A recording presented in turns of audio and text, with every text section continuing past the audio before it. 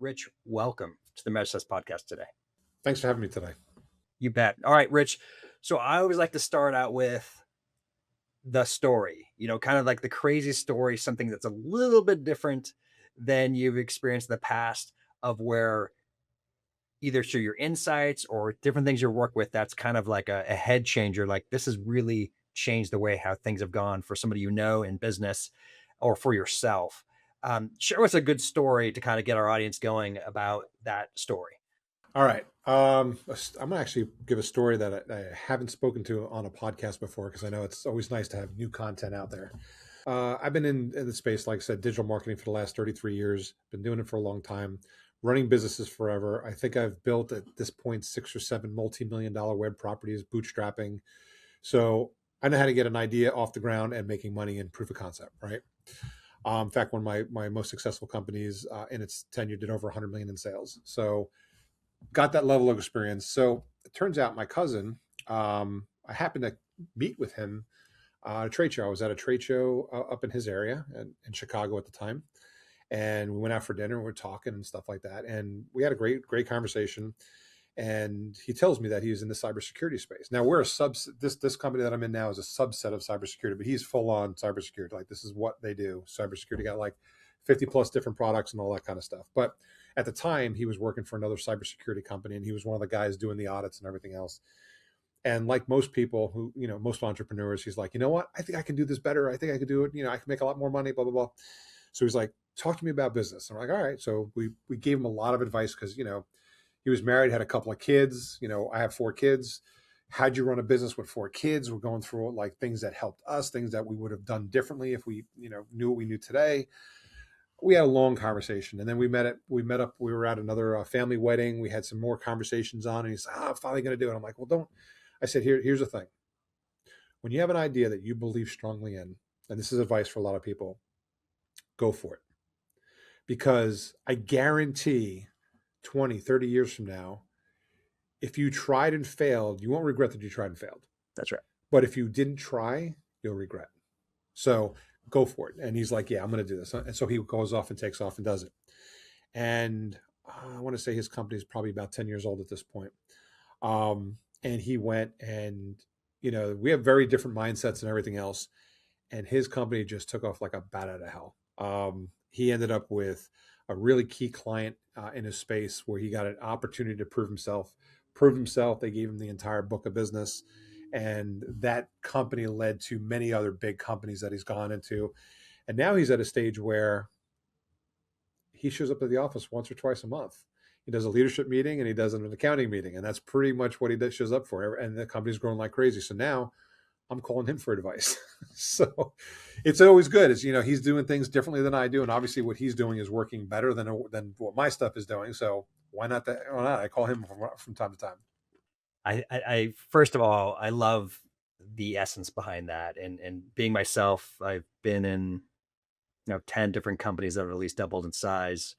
Um, I completely agree. Now it's interesting. I also have 4 kids, Rich, and I'm married my high school sweetheart. So, and when I opened up 40 Strategy, we almost had the biggest. Well, I think the biggest fight we ever had. She was like, "Not again." Okay. But it's interesting looking back, it was definitely one of the best decisions I ever made.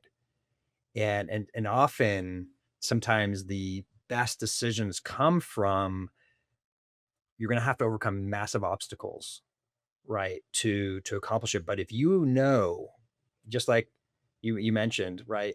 If you believe that you can do something better and create real value, you owe it to yourself and to your family, right, to get things done. And I'm not saying being reckless when we make these decisions. I mean, there was very thoughtful when I went forward with this. I did a ton of moonlighting, kind of getting things up and going. But I agree with you. You don't regret. It's like my life is. It's funny, even though I've been in multiple entrepreneurial companies, this one in particular was a life changer. It completely changed my lifestyle, my experiences, and a big reason why, Rachel, why I went to this was because I was going to miss out. I got asked to run a global consulting company, a global one. Well, I would have missed my kids' high school and college playing careers in sports. And so I made a very family oriented decision, but it still was a risk-based decision, right? Because it would have been easy to take quote unquote another CFO or CEO job working for somebody else. And so, anyways, I appreciate you saying that. For you, as you've become an entrepreneur, you've been in different seats. What to you, being a family, having a family, being married, what has been the biggest challenge for you, and what's helped you overcome it to become more successful and still be married and still have a relationship with your kids? Well, let me add something to that. So, okay, I also married my high school sweetheart. We've been together since we're 15, Wow. and we started that business together. Wow, no kidding. So add additional. So we're day and night, like we were working everything. We're in the trenches together. I was running, the actual, technology behind it because I was the original chief developer of the software. I was the chief salesperson. When we first had to get this out and sell it. And meanwhile, she was handling the finances, the HR, all the other stuff that you have to running a business that, she was able to handle. So you start looking at stuff like that, it really adds a lot of stress to a relationship. Um, but one of the things, growing up, going into this business, my brother-in-law was in the car business and he was working like 90 hours a week, worked every holiday, every weekend. And when I was starting a business, he says, one thing you want to do is not miss anything with your kids. Now, my kids at this time, when I was Mm, first starting one of my first businesses they were still young. So I made it a commitment. I was at every doctor's appointment. I took them to all the practices that they needed to be taken to. I was at every single game they went to. I mean, I didn't miss anything. So I could have invested that time in my business. And in fact, I just spoke to a colleague of mine who's got 100 million. I think he holds the record for the fastest company to go from 0 to 100 million in sales a year. wow. Um, a very powerful, very big agency. And we sat down, we were talking, and I'm like, and we just got to talking. He's 30, I think he's 36, 37 years old, young kid, a kid, I say, right? Young guy. And he's got, I think, a 3-year-old and a 5-year-old. And he's like in the same situation. Like, how do I balance? Like, I'm like, look, you've got over 1,000 employees that are running this business. It runs without you. Granted, all the big speaking engagements, they want you, but like 30 years from now, are you going to regret not spending more time with the business or not spending more time with your kids? I always try to look at, like, take, for example, you, right? So Yeah, you've made this decision to start this business. What if you went back in time and made the different decision to take that global job and spent more time on the road than with your family? Today, you would be regretting that, that's right. right? So again, you make those decisions now. It's tough. You look at like an Elon Musk, right? I think the dude works like 100 hours a week. He talks about all times like, but like, that's not the life I want. You know, I don't want to be a billionaire. There's, I don't, I don't have a need for that. I want to be comfortable, obviously, but I want to spend more time with my family. That to me is more important. So we built a life around. In fact, my wife literally last year just stepped away from the business. We hired 3 people. The last person we hired just started Monday to take over the different roles that she was doing, or I should say, she was juggling. She was juggling 3 roles. She was juggling marketing, finance, operations, and human resources. So we finally just hired the last person to take over so she can be a full-time grandparent. Oh, that's awesome. Good for you. So now it's different. I come home. How was your day? Like, we never had those conversations because it was the same day. That's right. Yeah, that's I first of all, thank you for kind of going through that and sharing that. I think once again, those who are listening, I know we have a lot of business owners that listen to this and CEOs and other people who are considering and thinking, right, of being in business. And you do have to think through all this. Yeah, you have to think through the elements of what matter, right? What do you prioritize your life? And I could say with confidence, I've given up millions of dollars in wealth because I wanted to have a relationship with my wife, have a relationship with my kids. I valued that more. Now, just to clarify, we've had Hey, a lot wait, of quick question. Quick question. yeah, Do you regret that decision? absolutely not. That's where I was getting at. Right. Yeah, absolutely not. And just to clarify, we're doing just fine, right? Yeah. And, Financially, and yeah. yeah, you bet. And so yeah, I think it's a super important. Once again, I don't judge people who make these other decisions. You have to do what's right for you. Yeah. Holy cow, if Elon Musk wasn't spending 100 hours, and once again, let's not.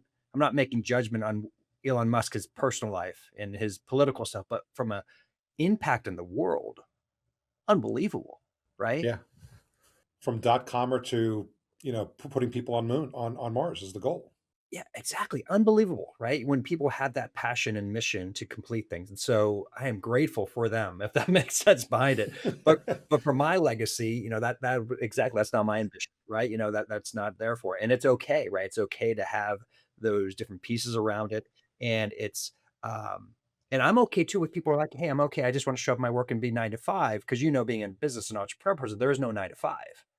Yep. Uh, yeah, you're a business owner. You're always right, a business owner. Go through things. It's funny. Actually, we used to be able, when we were a little bit smaller, I used to be able to tell you what broke, who quit when I was on vacation. Every vacation, some major disaster blew up. Like someone decided, like a key leadership person decided that's a good time to leave the company, Yeah. or, Google ended up blocking, a subset of our network that we had to fix. Like I used to be able to count all that because again and again, my wife would be like, "What are you doing? We're on vacation." I'm like, "Yeah, I'm not going to be able to relax if I don't fix this problem." And it Right. was like every vacation we took, there was always something. But like I said, at the end of the day, as an entrepreneur, you eventually get to the point. Like for us, we're we're one of the few companies that are 90% in office. So we're in office, Wow. and I'm old school. I am a big believer in being able to get up and walk over to somebody's desk and have a conversation. I am not a fan of the work remote. It's just too many distractions. In fact, when I first started my first company, we had an office in the house. I'm like, I need an office because there's too many distractions. Yeah. The kids running around. This is going. When I'm at work, I want to work. When I'm at home, I want to be home.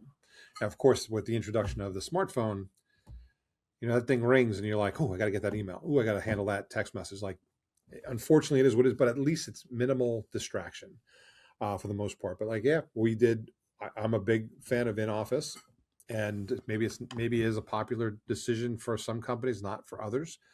But I'm like I said, there is a situation like we have some people that are remote because we just haven't been able to find them locally. And I'm in a small area, so a very small pool of people. We're in Middletown, Delaware. When I moved down here, there was 2,000 people in the town. Now there's 25,000. That's our big town. Wow. Um, so again, still small pool of people to find who you're looking for. So I've had to at times go, with some remote positions, but it's tough because they don't get the same training because they're just, they're like I'm at the lunch table and everyone's like, oh, how's this working? How's that working?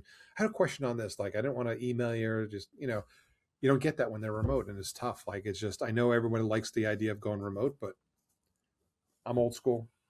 Maybe I'll change, maybe I won't. So what's nice is you noted just say, hey, we actually you have both, meaning in terms of it, you do have some remote employees and then you have your in-person employees. If you don't mind, how many employees you have, just for context? 25 to 30. Okay, okay. So what have you noticed? Because obviously there was the whole COVID world period, right? When a lot of people went fully remote for a while at least, and then they did or didn't go back fully or not to in person. Why for you have you found more value in the in-person settings? Well, first off, it's harder to build company culture when you're all disconnected, right? And the only time you show up is to a Zoom meeting, right? You show up to the meeting, you have an agenda, you get the meeting done, you hang up. You don't call somebody to just shoot the shit, so to speak. And that's kind of where like I'm walking to the we have a central kitchen, lots of snacks and food, and we have this massive coffee machine that makes like 64 different kinds of coffee. So anytime you go to the kitchen, somebody's out there making a cup of coffee. And you just talk about how was your weekend? Like human nature, like things that don't come across for remote companies. I've talked to a lot, like, and so everyone's like, well, I like the flexibility, and I like the what was the term that they used? I like the ability um, to be able to work and not have to worry about anyone bothering me. But you know what? So many reports I read, people get distracted. Like we track everything our guys do because we're cybersecurity, and if something goes on, I have to be able to pull data. There's a lot of distractions for some people. Like some people work well remote, some don't. But I just like to be able to like before I was walking over, I walked over my chief product officers, and we just shot the, what was going on over the weekend, because we got a long, for us, we're off on Monday, so we got a little bit of a long weekend, checking out, saying, what are you doing for the weekend? Like, just getting to I mean, he's been with me 15, 16 years now, but just getting to know what's going on in his head. And then, oh, by the way, let's talk about the project again. Those conversations I find with my remote employees just don't come up. In fact, I have a development team in Texas. You know, I should say an extension to my development team in Texas.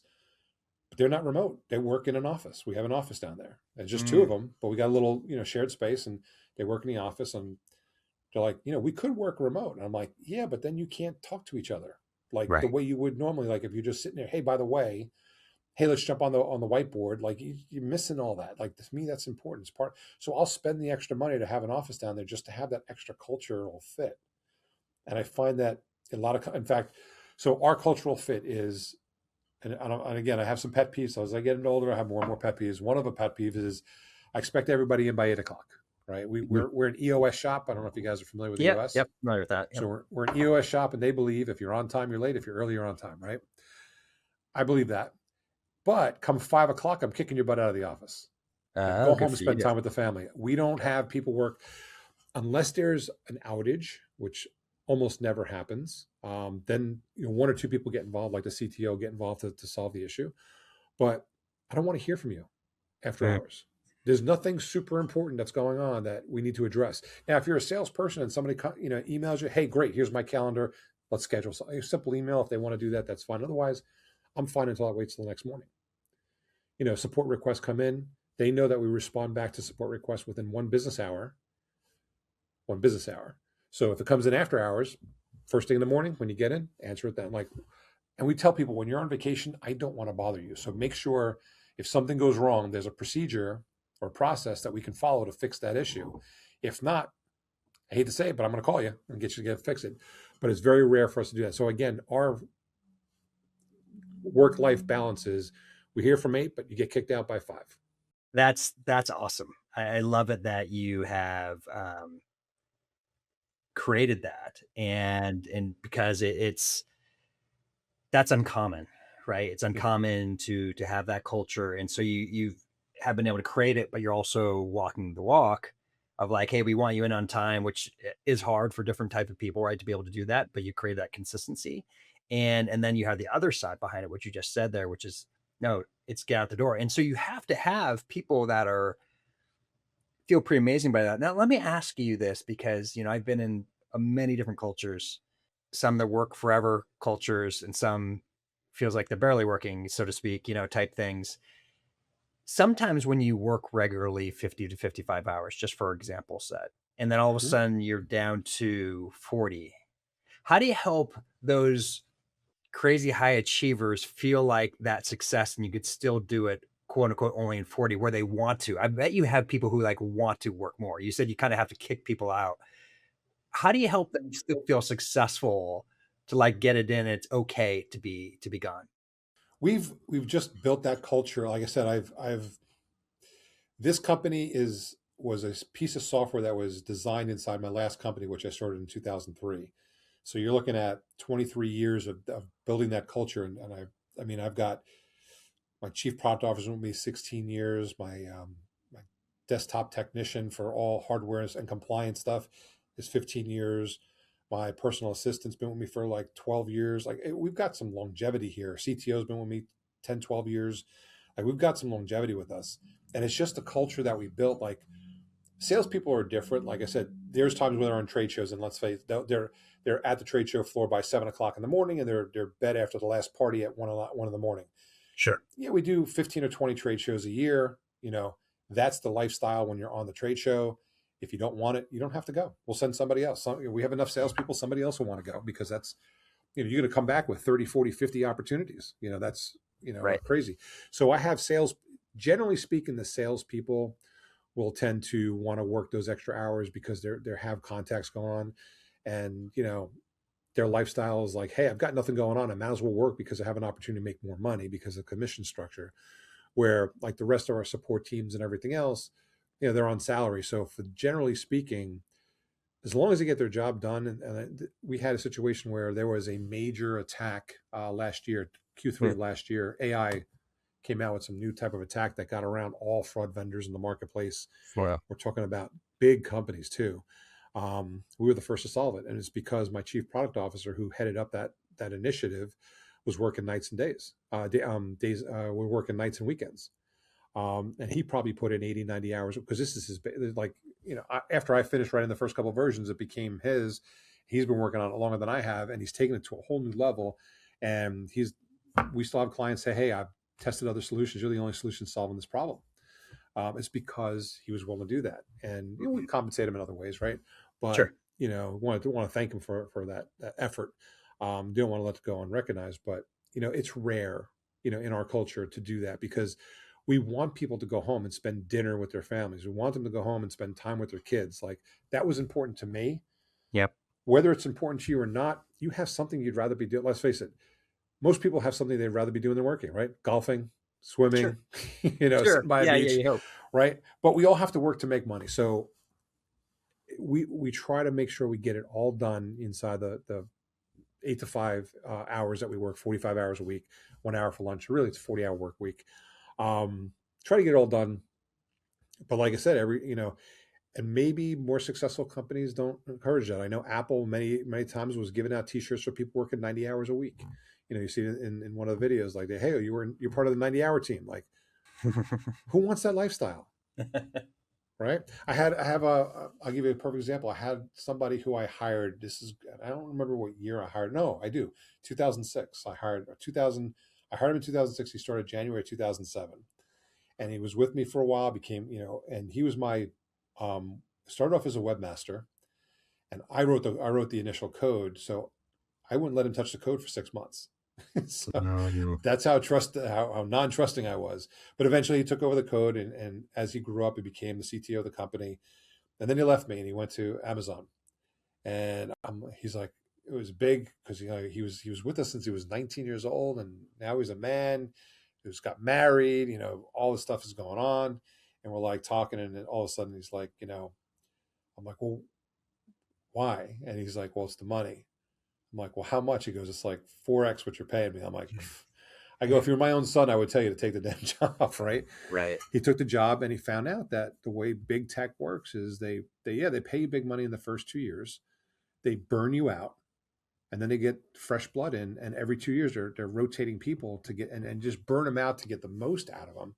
And I'm like, that's not a lifestyle. He called me back, and he now heads to the Texas office again. Yeah. He said he talked to all his family. He was miserable, just wasn't happy. And everyone says, you were really happy when you were working for Rich. Call him up, see if there's an opportunity. And I'm like, all right, you coming back to Delaware? He's like, well, I found another girl down here in Texas. I'm going to probably want to stay. I'm like, fine, go find me an office in Texas. I'll build an office in Texas because we're in Middletown, Delaware. So when I'm trying to find people, it's a small pool of people, but you're in Texas, you got a big pool of people. It'd be great to have some talent down there, and you can head the office up down there. So, it's those kind of stories that, like I said, will we ever be a billion-dollar company? No, just because maybe we're not putting in all that extra effort that everybody else does. But it's a lifestyle that is important to me and my wife, who we're still partners in the business, and we want that. We want to share that with our staff. I really enjoyed this conversation, and that's once again for those who are listening. I think once again, who those who haven't been a part of the podcast, I have a few questions. I told this Rich at a time. I have a few questions that were common, but I typically go where it seems to need to go, and it's where the connection I do have with the person I'm with, um, what matters to them, and then I typically go with curiosity type questions. So I did not, just to clarify, I did not plan on this, but I love it. Like I love the context behind this because hey, we're human, right? Even though we're business owners and we do the respective things we have, what matters the most is all this other stuff that's going on in our life. And when you have some sense of peace around that, and you it I feel like we're so much more complete, right? Yeah. Behind things and have a lot more peace at the end of the day, behind what's taking place. But I do want to spend a few minutes for people to learn about your business, Rich. I mean, we just talked about it a little bit briefly. Tell us more about your business, what problems are you solving for your clients? So let's paint a picture on it, right? So I have 2024 numbers, 2025 numbers I'm still waiting for to come out. Still pulling all that together. But in 2024, as a global society, we spent north of $700 billion in digital marketing. I think it was the first year it tipped over traditional marketing. Huge number, right? Wow. Now, here's what I bring this story up once in a while. I'm Shark Tank, love looking at entrepreneurs coming up with unique ideas and stuff like that. But what I bring that up is when they talk about like, okay, we're going to get into diaper business, and it's a $3 billion market, and it's this massive market, and we just want a little piece of the pie, and blah blah blah. And they talk about that. So we're talking $700 billion is digital marketing. It's massive. Well, based on our conservative estimates, $140 billion was stolen by fraudsters. So bots clicking on ads, right? So so when you look at, oh, it's a $3 billion, a $10 billion market, this is a $140 billion market with no laws against it. Now we all know it's stealing, but prove it legally. You can't. There's no Yeah. way to prove that legally. And most of it takes place overseas. So privacy laws go out the window, and it's almost a crimeless, it's almost a lawless crime that's Mhm. taken place. So that money right there represents let's call it 25%. I think it's 23% or something like that. Let's just call it 25% to keep it simple. That means $1 in $4 that every digital marketer is spending on digital marketing is lost to fraud, which means that dollar is not going to convert for you. So if I'm able to identify that traffic and help you mitigate that traffic and reinvest that back into your advertising budget, you're going to see a significant lift in ROAS.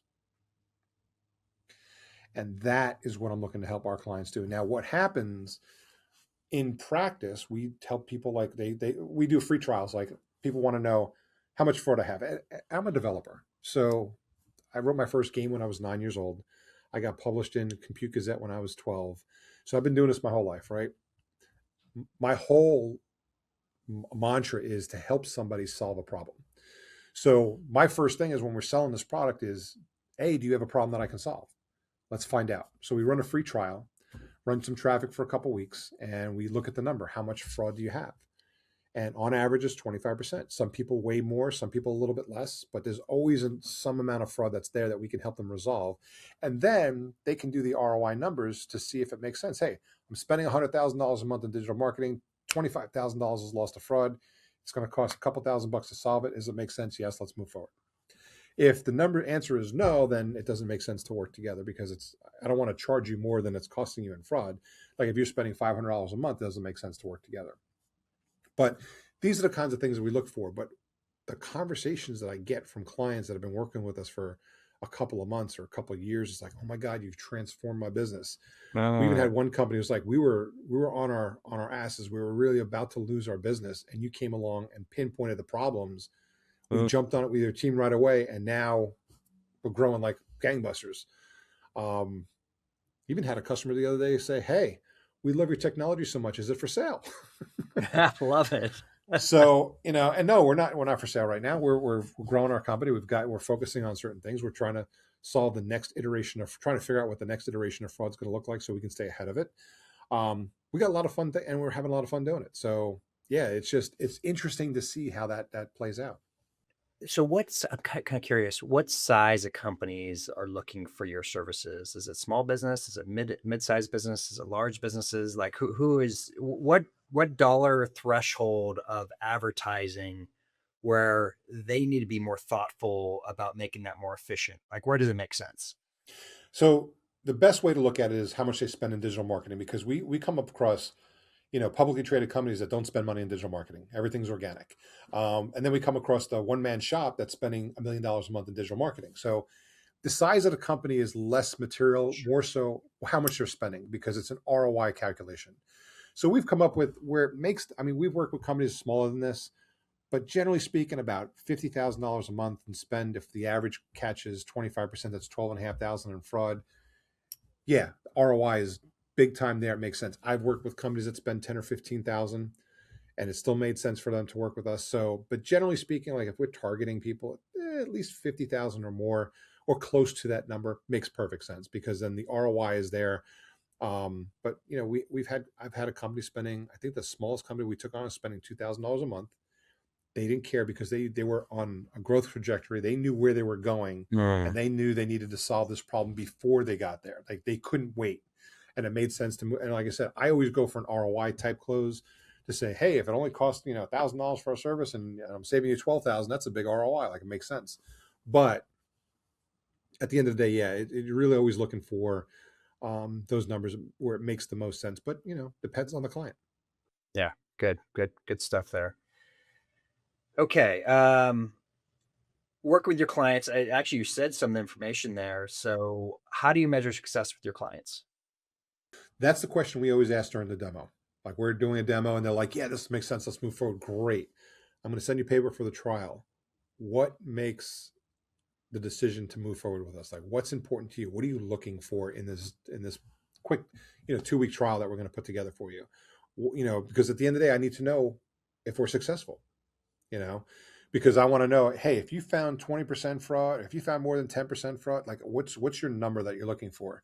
Mhm. And if they're just like, well, I just want to see what the number looks like they're not as serious as buyer. Like we'll still run the trial and everything else and do our best, but we're trying to find a guy that makes sense. We spoke to a very large brand, probably a Fortune 500, Fortune 100, and they're like, if you can help us solve 3% fraud, if you can reduce 3% of our fraud, whatever our fraud number is just reduce it by 3%, we're in. Wow. It's a big contract too, so I'm like, I want that contract. And I don't think that's hard to, and especially they're spending money in the programmatic space, which is known to have over 50% fraud. So Mm, being able to reduce 3% is very easy for us. mhm. We're used to taking a 25% and cutting it in half in the first 90 days. Whatever their fraud is, that's our typical goals. Like whatever your fraud is, we want to cut it in half in 90 days.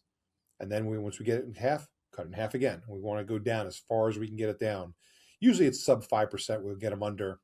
You can almost never get rid of purchasing that fraud up front because it's new traffic sources coming in and everything else. But we have the ability to get them down to where it's very very minimal, and we can still protect their site in real time. Mm. So we can prevent them from having false leads being filtered in. We work with gaming companies that prevent their people from.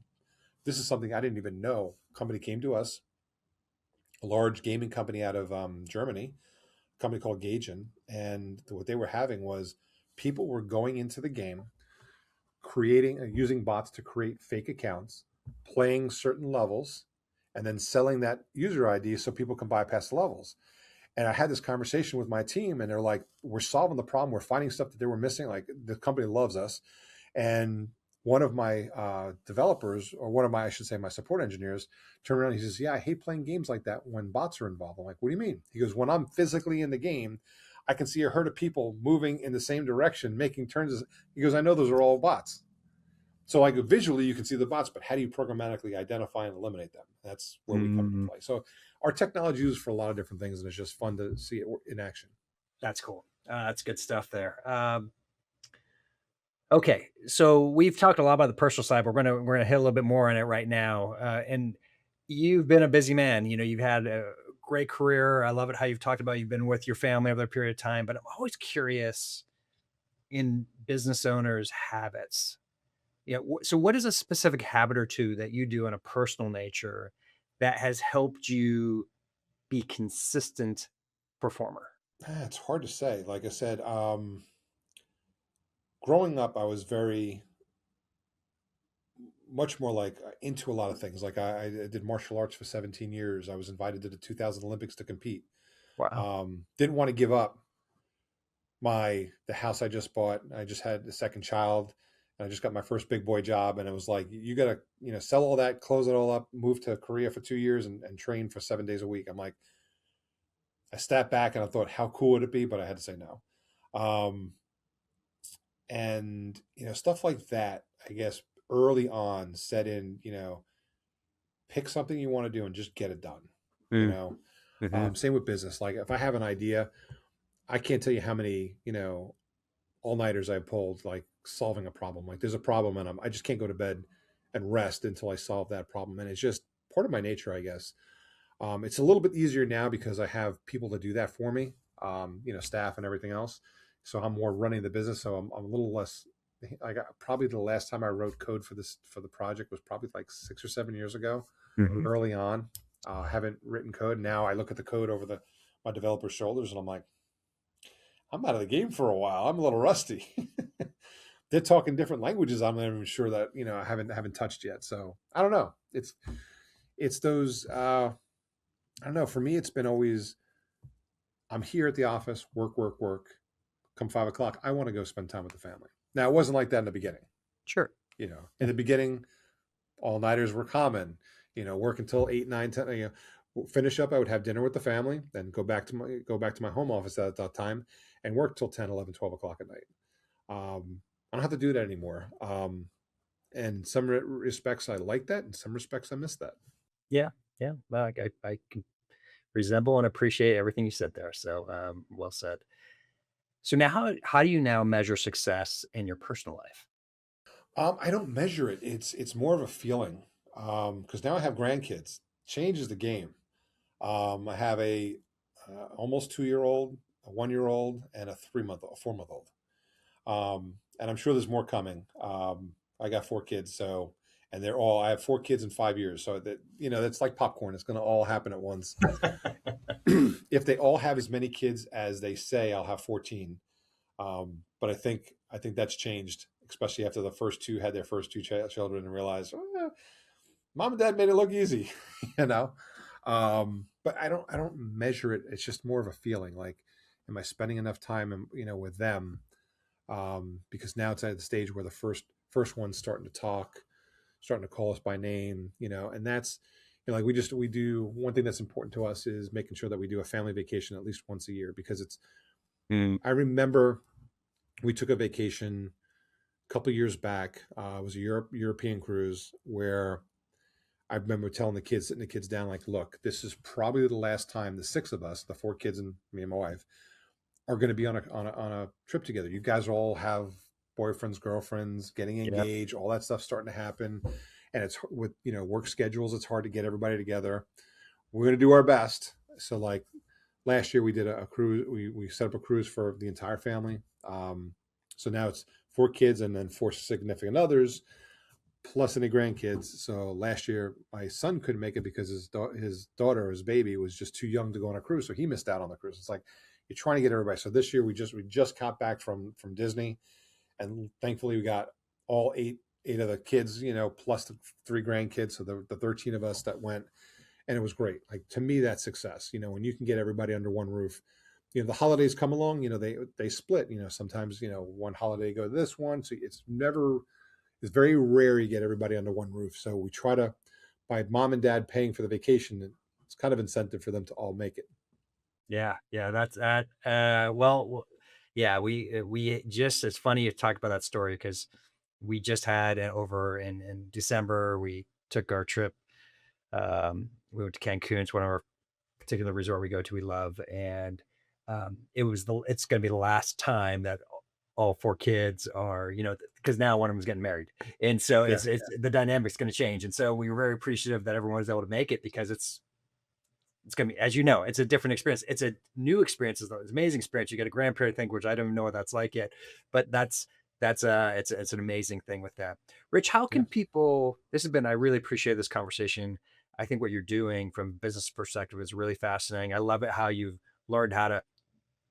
I hate to use the term balance, but you learned to. It sounds like to me maximize your family and your business through being able to be effective. What's worked for you, I think that's been a great story behind that. You really get some good components of how to help grow a business and be more effective. But tell me, from your perspective, how can people connect, get to know, learn a bit more about what you're doing? What's the best way to get connected to you? So two ways to get connected with me. I'm on LinkedIn. Very easy to find. Rich Kahn, Kahn. Really easy to find. I'm posting constant. Like I do podcasts all the time, and my team takes the snippets of some of the good stuff, like the good Q&As, and make short form content and post it. I'm going to be adding some additional content that's not through podcasts on there soon, but I'm posting a couple times a week. To find out about our company and the product is just Anura, ANURA.io, or .com. Either one will get you there. And probably the first resource, if you're trying to learn about this, is it's tagged right at the top of the site. It's the Ultimate Guide to Ad Fraud. It's an 80-page document we published probably mid last year. Um, it's got 10 different chapters in it, real easy to read content, but it gives you a good bird's eye view of what's going on in the space. And then we have tons of ebooks, case studies, documents. We have the University of Delaware, since that's right up the road from us. Their students are writing all kinds of stuff that interesting, like how was their ad fraud affected when Russia invaded Ukraine? You Mm. know, it was big changes, and we have graphs and charts that show all what was going on. So it's like it makes you think, like, what was going on. But there's lots of different stuff on there, and then we publish probably 2-3 blogs a week on Mm. the site, just talking about different subtopics, short 5-minute reads, real quick and simple. So if they really want to learn about the space, that's a great resource to take advantage of. Rich, thank you so much for being on the podcast today. I appreciate it. Thanks. It was fun. To everyone who's listening, I hope you enjoyed this conversation with Rich Kahn. It's always great to talk with a seasoned entrepreneur. He's been able to learn and connect and stay with his family, which I always think is a huge kudos to that.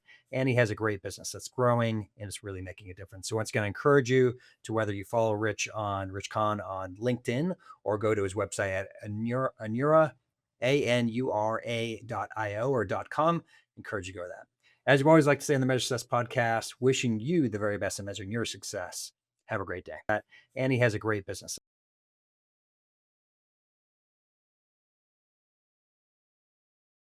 A difference. So once again, I encourage you